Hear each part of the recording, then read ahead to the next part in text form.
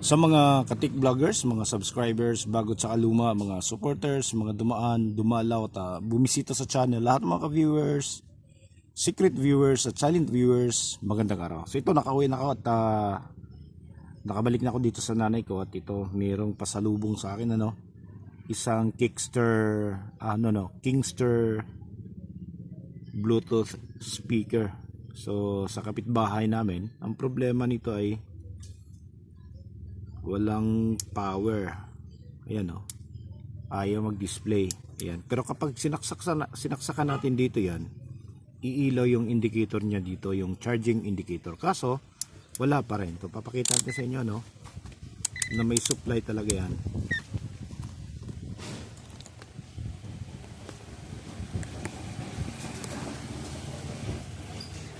Ayan, tingnan nyo ng maigi.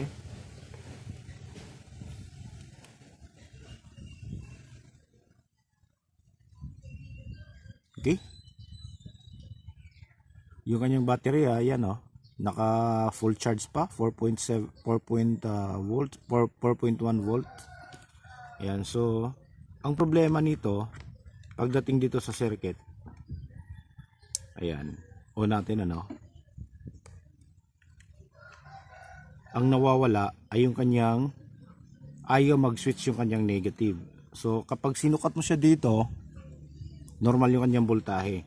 Pagdating dito, ayan wala. Nakikita ba? Okay? So walang voltahe dito. So yung ground niya ayaw mag-trigger. So ito ngayon yung problema. Off natin off natin yan. Ito yung problema, tingnan nyo. Pagdating dito sa may amplifier, kaya wala yung kanyang negative. Lapit lang natin konti. Ayan. Okay? Merong short dito. Ang hirap. Tingnan nyo merong short dito. Ayan Ayan Ayan. So malamang ito lang yung problema. Ayan siya. Itong ceramic capacitor na to. Ayan siya. Baka ito lang yung problema. So subukan natin tanggalin Subukan natin tanggalin yan.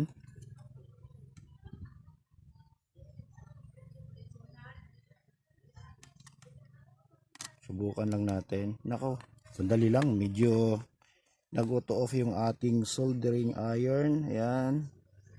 Hintayin muna natin. So saka baka ito na nga lang yung problema niya. Dito, itong shorted na capacitor. At subukan nating tanggalin Kung magkakaroon na siya ng power, baka ito nga lang talaga yung kanyang problema. Tatanggalin natin to. Lapit natin para makita nyo. Sana ba yun? Ayan.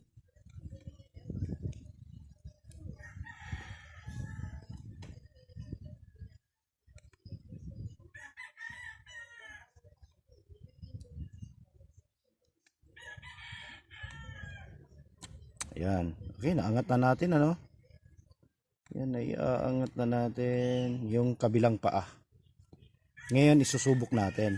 Papower on natin siya. Okay. Ayun. Kita nyo na. Ayan. So yun lang talaga yung kanyang problema. Yun yung para sa mga bago, yun yung babantayan nyo. Yun yung i-check nyo kung bakit nawawala yung ground, bakit nawawala yung B+. Okay. Ayan Yan. So ito lang talaga yung kanyang problema. Ayan Isang maliit na ceramic capacitor. So tanggalin na natin to. Ayan. Ayan siya. Ayan Ayan siya. Napakaliit niya. Ayan. Ayan lang yung kanyang problema. Okay. So check natin para sigurado tayo. Okay. Saan ba yun? Ayun, sa giliran. Check natin siya. Yan. Para makita nyo talaga kung magbabas. Ayan Di ba? So yun lang yung problema naayos na. Ayan. So hanggang dito na lang siguro, at least meron tayong kunting maisi-share sa mga newbies natin. Ano? So maraming salamat, God bless at bye bye.